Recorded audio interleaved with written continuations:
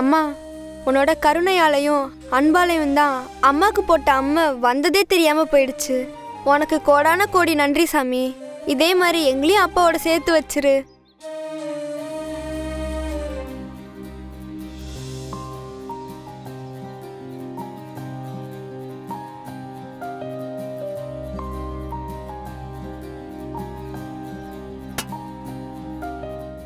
ரொம்ப நன்றி சுவாமி. எல்லாமே அவளுடைய லீலை தம்பி. நம்ம கையில எதுவும் இல்லை. சந்தோஷமா போயிட்டு வாங்க. இனிமே எல்லாமே நல்லதே நடக்கும். சரிங்க சார். வாங்க தம்பி. நன்றி சாமி. வாங்கம்மா வாங்க. டேய் தவக்கல, உன் அண்ணி பாரதி இன்னும் வீட்டுக்கு வரலையா? இல்ல பாட்டி. இங்க பாரு தவக்கல, அதையும் இதையும் சொல்லிக்கிட்டு இந்த வீட்லயே தங்கிடலான்னு மட்டும் உங்க அண்ணி பகல் கனவு கண்டுகிட்டு இருக்க போறா. நேத்து ஒரு நாள் கொடுத்த டைம் முடிஞ்சு போச்சு. இன்னைக்கு அவ வீட்டை விட்டு கிளம்பி ஆகணும். அந்த பாரதி வந்ததும் நான் சொன்னதை அவகிட்ட சொல்லிடு. பாரதி இப்போ குணமாயிட்டாங்க. அவங்களுக்கு அம்மா சரியாயிடுச்சு. இப்போ அவங்க இந்த வீட்டில் தங்கறதுக்கு உங்களுக்கு எந்த அப்ஜெக்ஷனும் இருக்காதுன்னு நினைக்கிறேன். மாப்ள, எனக்கு இந்த விஷயத்தை நம்பவும் முடியல, நம்பாம இருக்கவும் முடியல. அதெப்படி நிறமேனியா இருந்த அம்மா ஒரே நாள்ல இறங்கிருச்சு? பாட்டி, நீங்க தானே நல்லவங்களுக்கு ஆண்டவன் எப்பவும் துணையா இருப்பான்னு சொல்லியிருக்கீங்க. பாரதிக்கு தெய்வத்தோட அருள் பரிபூர்ணமா இருக்கு. அதனால தான் இந்த அதிசயம் நடந்திருக்கு. நல்லவங்களை கடவுள் சோதிப்பாரு, ஆனா கண்டிப்பா கைவிட மாட்டார். இப்போ பாரதி வீட்டுக்குள்ள வரலாம்ல? வரலாம் மாப்ள. எது எப்படி இருந்தாலும் மித்ரா மேல பாரதி சொன்ன எல்லா விஷயத்தையும் கல்யாணத்துக்கு முன்னாடி நிரூபிச்சா மட்டும்தான் பாரதியால இந்த வீட்ல தொடர்ந்து இருக்க முடியும். அதையும் கொஞ்சம் ஞாபகத்துல வச்சுக்கிட்டு அப்புறமா உள்ள வர சொல்லுங்க. அவ என்ன தைரியமா பேசிட்டு போறா பாத்தியா? பாட்டி, நீங்க அவ சொல்லிட்டு போறதெல்லாம் நினைச்சு டென்ஷன் ஆகாதீங்க. அவளாம் ஒரு ஆளா? ஆமாம் பாட்டி, சம்மந்தி சொல்ற மாதிரி இதையெல்லாம் நினைச்சு நீங்க கவலைப்படாதீங்க. நமக்கு கல்யாண வேலை நிறைய இருக்கு, நாம அதை கவனிப்போம். நீ சொல்றது சரிதான். சரி சுதாகர், மித்ராவை கூப்பிடு. நாம போய் நம்ம சொந்தத்துக்கெல்லாம் மாப்பிள்ளை வீட்டை கூட்டிகிட்டு போய் பத்திரிக்கை வச்சுட்டு வந்துடலாம். பாட்டி, மித்ரா ஏற்கனவே கிளம்பி அவ ஃப்ரெண்ட்ஸுக்கெல்லாம் பத்திரிக்கை கொடுக்க போயிட்டா. அப்படியா? அப்ப சரி. நான் பவானி கூட போய் நம்ம சொந்தங்களுக்கெல்லாம் 2 வீட்டு அழைப்பு கொடுக்கணும்ல, அதையெல்லாம் கொடுத்துட்டு வந்துடுறேன். பவானி, நம்ம போலாமா? சரிங்க பாட்டி, நீங்க ரெடியா இருங்க. நான் ஒரு 5 மினிட்ஸ்ல வந்துடுறேன். சரிம்மா. நந்தினி, வா, வந்து பத்திரிக்கைலாம் எடுத்து கொடுமா. வா. வர வர பாரதியை பார்த்தாலே பத்திக்கிட்டு வருது. அவளை இப்படியே விட்டு வைக்கிறது நம்ம யாருக்குமே நல்லதில்லை. நான் பத்திரிக்கையை கொடுத்துட்டு வரதுக்குள்ள அவளுக்கு ஏதாவது ஒண்ணு பண்ணி பரலோக அனுப்புற வழியை பாரு. நீங்க சொல்றதெல்லாம் சரிதான் மேடம். உங்களை மாதிரியே எனக்கும் கோபம் வருதுதான். ஆனா ஆதி இப்படி இருக்கிறப்போ நம்மளால எதுவுமே பண்ண முடியாம போயிடுது. நீங்க சொல்ற மாதிரி நான் செய்யறேன். எப்படி இருந்தாலும் இதெல்லாம் கொஞ்சம் ரிஸ்க் தான்.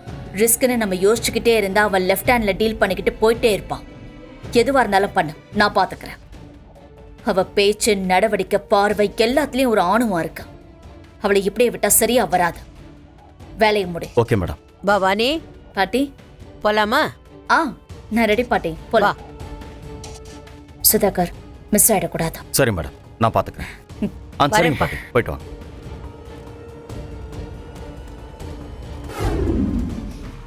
அவளை ஒழிச்சு கட்டினாதான் இந்த வீட்டில் எல்லாரும் நிம்மதியாகவே இருக்க முடியும். அவள் என்னைக்கு இந்த வீட்டுக்குள்ளே அடி எடுத்து வச்சாலோ அப்போவே இந்த வீட்டோட சந்தோஷம் மொத்தமாக போயிடுச்சு. எங்கிருந்தோ வந்தவ எல்லாரையுமே பாடாப்படுத்திட்டு இருக்கா. அவளை ஏதாவது ஒன்று பண்ணணும் நந்தினி. அதுக்கு எனக்கு உன்னோட ஹெல்ப் வேணும். என்ன மாமா இப்படி சொல்றீங்க? நீங்களும் வர வர மித்ரா மாதிரி யோசிக்க ஆரம்பிச்சிட்டீங்க. அவதான் பாரதி ஏதாவது பண்ணணும்னு யோசிச்சுட்டே இருப்பா. நீங்களும் அதையே சொல்றீங்க. எனக்கும் பாரதி இப்படி மித்ரா கல்யாண விஷயத்துல பிரச்சனை பண்ணிட்டு இருக்கிறது பிடிக்கலதான். ஆனா நான் உங்களுக்கு ஹெல்ப் பண்ண போய் அதனால எனக்கு ஏதாவது பிரச்சனை வந்துருமோன்னு ரொம்ப பயமா இருக்கு மாமா. என்ன நந்தினி இப்படி பேசுற? உனக்கு ஒரு பிரச்சனை வந்தா நான் அப்படியே விட்டுருவேனா? இதுவே மித்ரா இங்க இருந்திருந்தா நானும் மித்ராவும் சேர்ந்து ஏதாவது ஒன்று பண்ணியிருப்போம். ஆனால் இப்போ மித்ரா ரொம்ப மனசங்கடத்தில் இருக்கா. எனக்கு அந்த பாரதியை ஏதாவது ஒன்று பண்ணி தான் ஆகணும் நந்தினி. நான் தான் கூட இருக்கேன்ல, நான் பார்த்துக்க மாட்டேனா? நீ என்ன ஹெல்ப் வேணும்னு சொல்லு, நான் பண்ணுறேன். அதுவே உனக்கு பெரிய தைரியமாக இருக்கும். சரி மாமா, என்ன பண்ணலான்னு சொல்லுங்க. நீங்க என்ன சொன்னாலும் செய்யறேன். ஓகே நந்தினி. நந்தினி, பாரதி குளிக்க போயிட்டா. இதான் பர்ஃபெக்டான டைம். கரண்ட்ல ஷாக் அடிச்சு பாரதி போய் சேர்ந்துட்டாங்கிற மாதிரி நேச்சுரலா அவளை சாகடிக்கணும். நான் வெளியே போய் மெயின் சுவிட்ச் ஆஃப் பண்றேன். நான் ஆஃப் பண்ணதும் நீ உள்ள இருக்கிற சுவிட்ச் பாக்ஸை கட்டி ஒயரையும் இடத்தையும் ஒன்னா ஜாயின் பண்ணிடு. அப்போ கண்டிப்பா ஷார்ட் சர்க்கியூட் ஆகும். பாரதி குளிச்சு முடிச்சுட்டு வந்து சுவிட்ச் பாக்ஸ்ல இருக்கிற எந்த சுவிட்ச் ஆன் பண்ணாலும் அவளுக்கு உடனே ஷாக் அடிக்கும். புரியுதா? ஏய், என்ன? நான் சொன்ன விஷயம் புரிஞ்சுதா? புரிஞ்சுது மாமா. நீங்க போய் வேலையை முடிங்க, நான் இதை பாத்துக்கிறேன். போ.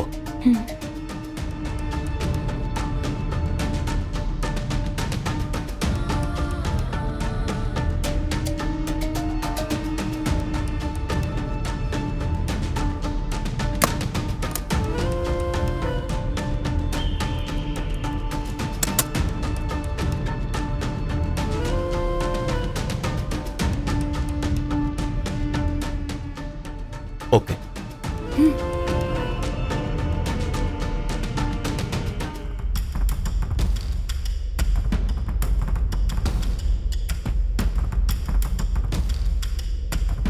நந்தினி, உனக்கு இதெல்லாம் தேவையா? மித்ராவுக்கு கல்யாணம் பண்ணி வைக்கிறதுக்கு இந்தியா வந்ததுல இருந்து நேரமே சரியில்லை. ஏதாவது ஒரு வழியில மித்ராக்கு ஹெல்ப் பண்ண போய் கடைசியில நான் தான் வாங்கி கட்டிக்கிறேன்.